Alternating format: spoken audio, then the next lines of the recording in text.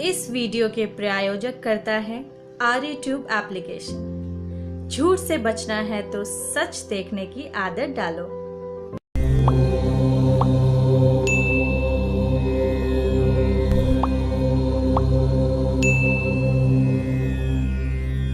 दोस्तों, वैदिक गणित की आज की कक्षा में हम सीखेंगे ऊर्ध्व तिर्यकाभ्याम।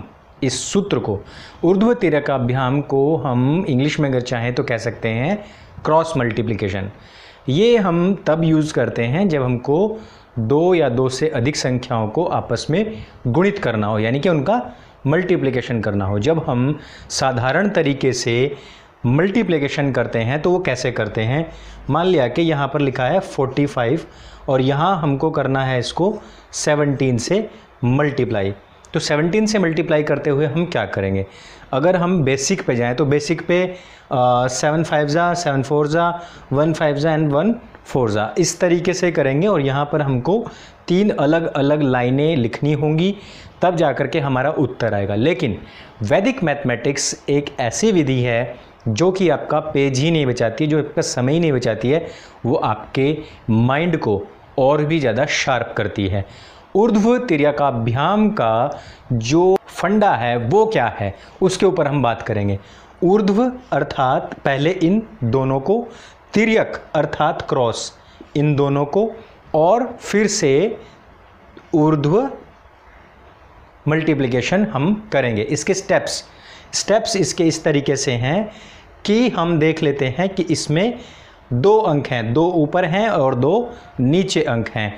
तो हम इसमें मानते हैं n, इसको बोलेंगे हम n, यानी कि 2 अंक जो ऊपर हैं उनको हम मानेंगे n। तो 2n - 1 यानी कि 3 स्टेप बनेंगे इसकी मल्टीप्लिकेशन के।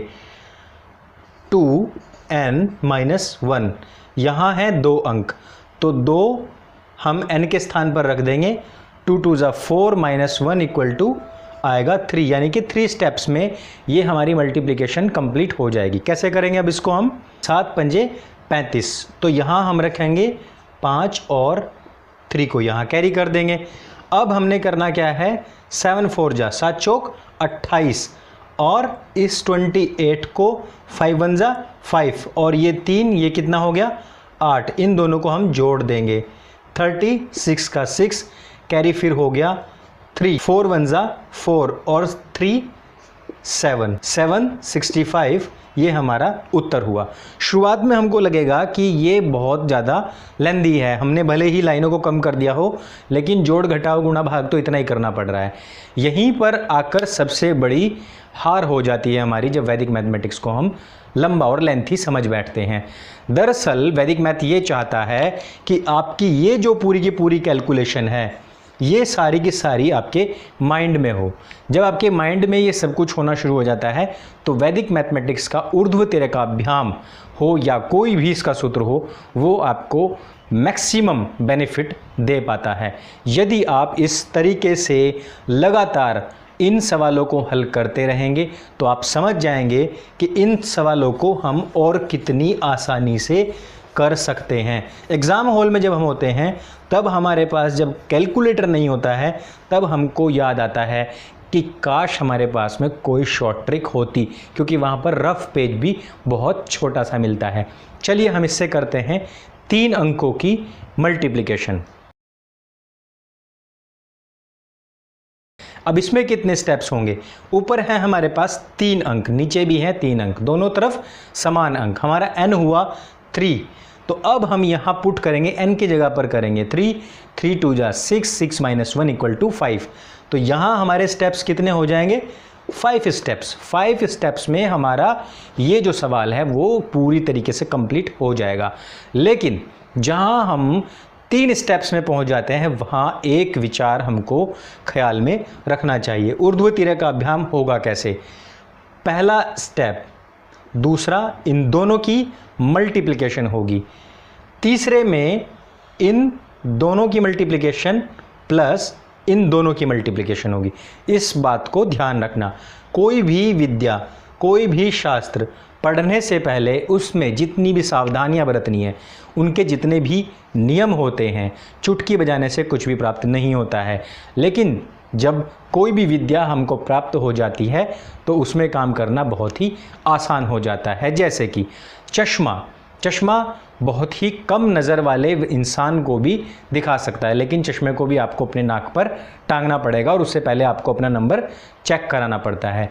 बाइक आपको समय की बचत भी कराती है, आपको जल्दी भी पहुंचाती है, लेकिन यदि आपको उसको ढंग से चलाना नहीं आता तो वही बाइक आपका एक्सीडेंट भी कर सकती है। तब आपको शायद याद ये बात आएगी कि इससे तो अच्छा हम साइकिल या पैदल ही चले जाते। लेकिन जो पेट्रोल भले ही खाए, वो भले ही हज़ारडस हो, लेकिन यदि आप उसको सुविधाजनक चलाएंगे तो वो आपको कहीं भी नहीं गिराएगी, कोई चोट नहीं देगी। इसमें वैदिक मैथ्स में कोई भी एक्सीडेंटल केस नहीं होता है। मान लिया आप बाइक से सीधे चले जा रहे हैं और सामने से आने वाला कोई आपको ठोक दे, वैसा इसमें बिल्कुल भी कुछ नहीं है। यदि आप अपनी तरफ से राइड अच्छी कर रहे हैं, बाइकिंग अच्छी कर रहे हैं, तो कोई भी एक्सीडेंट नहीं होगा। स्टेप्स को आप अलग से लिख सकते हैं। मैं स्टेप्स आपको यहाँ पर बता देता हूँ ताकि आप इस चीज़ को डिटेल में भी समझ सकें। इसको आसानी से समझने के लिए आप इस तरीके से देख सकते हैं कि जब हमारा फर्स्ट स्टेप होगा तो फर्स्ट स्टेप में हम इन दोनों को मल्टीप्लाई करेंगे, यानी कि 2 और 4 को मल्टीप्लाई करेंगे। सेकंड स्टेप में हम करेंगे क्या कि 2, 3 और 4 को, यानी कि इन दोनों को मल्टीप्लाई करेंगे। इसके बाद में जो हमारा थर्ड स्टेप होगा, थर्ड स्टेप में हम ये करेंगे कि कॉर्नर वाले दोनों को तिर्यक मल्टीप्लाई करेंगे, आपस में जोड़ेंगे। फिर जो ऊपर नीचे हैं उन दोनों की मल्टीप्लाई करेंगे, इसमें जोड़ेंगे, रखेंगे। पिछला कैरी जो होगा फॉरवर्ड उसको जोड़ेंगे, आगे जो कैरी फॉरवर्ड होगा उसको आगे भेज देंगे। फोर्थ स्टेप जो होगा हमारा वो होगा शुरू के दोनों डिजिटों को आपस में क्रॉस मल्टीप्लाई करना, यानी कि इसको इससे और इसको इससे। और जो हमारा फिफ्थ होगा, फिफ्थ स्टेप में हम करेंगे बिल्कुल लास्ट वाले डिजिट को मल्टीप्लाई। हो सकता है सुनकर थोड़ी सी घबराहट हो, लेकिन ये जो हमारा ट्रेडिशनल तरीका है उससे कहीं ज़्यादा आसान है। आइए करते हैं इस न्यूमेरिकल को हल। देखिए 4 दूनी 8, 4 तिया 12, 3 दूनी 6, 12 और 6 18, कैरी फॉरवर्ड हुआ 1। अब तीसरा स्टेप है 4 1 जा 4, 2 2 जा 4, 4 4 8, 3 तिया 9, 8 8 16 और 1 17, और यहाँ हमारे पास में है एक 18, उसका भी 8, और 3 दूनी 6, 6 और 1 7, 3 एकम 3, 7 3 10, 10 का यहाँ हमारा आया 0, कैरी 1, और 2 1 जा 2 प्लस 1 इक्वल टू 3 आंसर। चलिए अब कुछ और सवाल करते हैं। ये हमने एक इक्वेशन ली है, इसको हम ऊर्ध्व तिर्यकाभ्याम यानी कि क्रॉस मल्टीप्लिकेशन से सरल करते हैं। 3 दूनी 6, 3 दूनी 6, 2 एकम 2, तो 6 और 2 8 हो गया। अब तीसरे स्टेप पे हम चलेंगे, 2 दूनी 4, 4 तिया 12, 12 और 4 कितने हो गए 16, और 2 18, तो यहाँ भी 8। अब हमारा कैरी 1 हो गया है। अब हम करेंगे 2 दूनी 4, 4 और 1 5, 5 और 4 9, कोई कैरी नहीं होने वाला है। 4 दूनी 8, 8 9 8 8 6, ये हुआ हमारा आंसर। यदि आप इसी को ही मैकॉले शिक्षा पद्धति के माध्यम से, जो आपका नॉर्मल मेथड है, उससे करते हैं तो इसी में आपको 5 स्टेप लिखने पड़ेंगे, तब जाकर आपका आंसर आएगा। लेकिन वैदिक मैथमेटिक्स में इतनी जल्दी आपका आंसर आ गया है। चाहे तो आप इसको कैलकुलेटर से चेक भी कर सकते हैं। कुछ दोस्तों के कमेंट आए थे कि आप ये अपना ज्ञान अपने पास ही रखो क्योंकि हमारे पास में कैलकुलेटर है।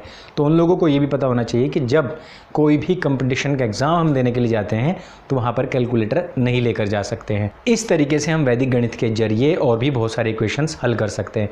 यदि आप इसी प्रकार के सवालों को हल करना वैदिक गणित के माध्यम से सीखना चाहते हैं तो हमारे साथ बने रहिए सत्य सनातन यूट्यूब चैनल और आर्यट्यूब एप्लीकेशन पर। आर्यट्यूब एप्लीकेशन आपको वो सभी वीडियोस प्रोवाइड कराता है जो आपको सुबह से लेकर शाम तक, बचपन से लेकर बुढ़ापे तक अपने जीवन में आवश्यकता होती है। इस एप्लीकेशन का लिंक डिस्क्रिप्शन बॉक्स में दिया गया है। एप्लीकेशन को केवल डाउनलोड ही ना करें, उसका यूज़ भी करते रहा करें। तो आज और अभी के लिए सिर्फ इतना ही। मेरे संग बोलिए सत्य सनातन वैदिक धर्म की जय। जय हिंद, वंदे मातरम।